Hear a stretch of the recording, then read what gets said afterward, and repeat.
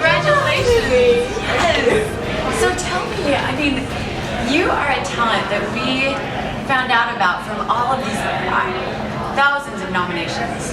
I mean, it was amazing. When we checked out your work, we're like, oh my gosh, what have you been up to? Tell me about your 2012 year. Well, actually I spent most of 2012 trying to move to New York. Yeah. I've been working in Singapore as a fashion and beauty photographer for the last 7 years or so. Yeah, so just basically trying to go to a bigger fashion city, you know, to just expand my network and my body of work overall. Yeah, then so last year I found an agent over in New York and I decided I think I'll move. So spent the whole year doing paperwork, you know, and then like last minute travels, a little bit of work here and there, but a little bit less shooting than the past couple years.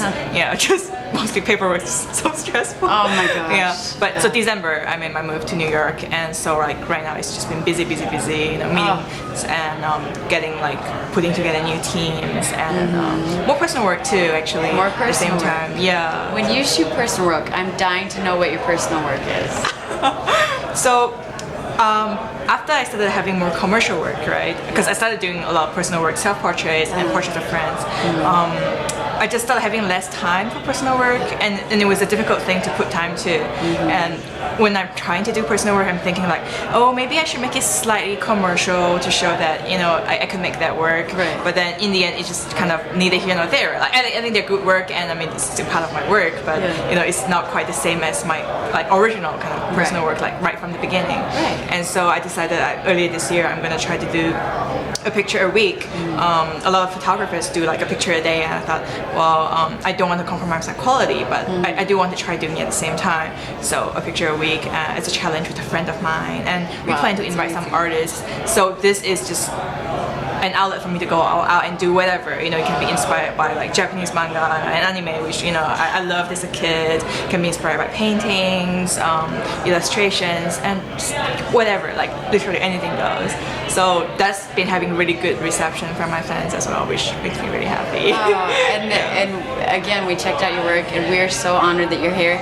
And not just that, she's gonna stay the night with us here, so we get to pick her brain all night. So I just want to go into the formality part of the interview here real fast. So on behalf of F Network and the Framed Awards Committee, White House Custom Color, and Flern, we would love to hand over the Best Beauty Glamour Photographer of 2012. Thank you. To you, Miss Lady. Congratulations. Thank you. We're so excited you're here. So excited about this. Thank you. It's really unexpected. Is that interesting? You moved to America and suddenly you've got an American worldwide award? Is that crazy? It's really unexpected because I think there were so many amazing photographers like that I was up against, and there's like really, really amazing people that you know, people whose work I love as well. It's really an honor. So cool. So fun to meet you. Congratulations. Thank you. So many hugs.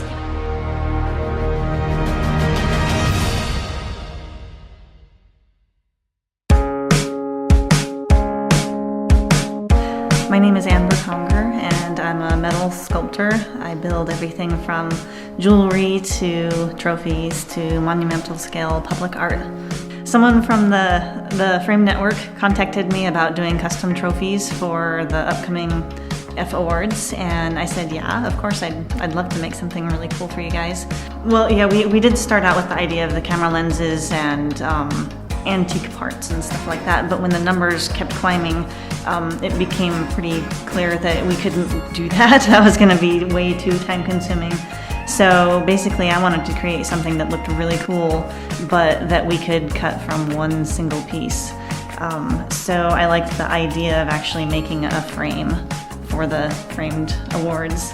Well, it started with a messy sketch of mine, and I gave it to my drafter, and he put the design into the computer. Then we take that to a fabrication shop, and they actually cut the flat pieces by a computer-aided plasma cutter. And then they stick it in a machine that makes the bend. It's really quick and easy. And then they give them back to me, and I get to do all the cleanup work and the polish and put the plaques on. When I got into metal work, I already had a small business for faux finishing and whatnot. That's what I did before. And when I made the leap over into sculpture and whatnot, I wanted to kind of start over. So I wanted a new name.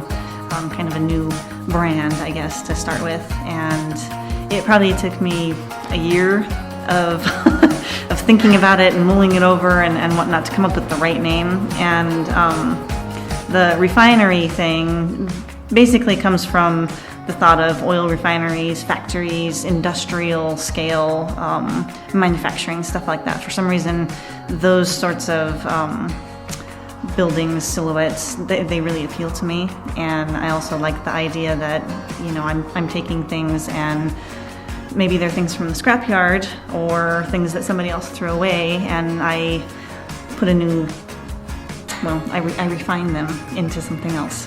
When the Frame Network approached me to make custom awards, I was really, really excited, and I wanted to create something really, really special that reflects the creativity and the individuality of the photographers that will be taking these awards home. And I think we accomplished that. I'm really excited about what we came up with, and I hope they'll be excited to take them home.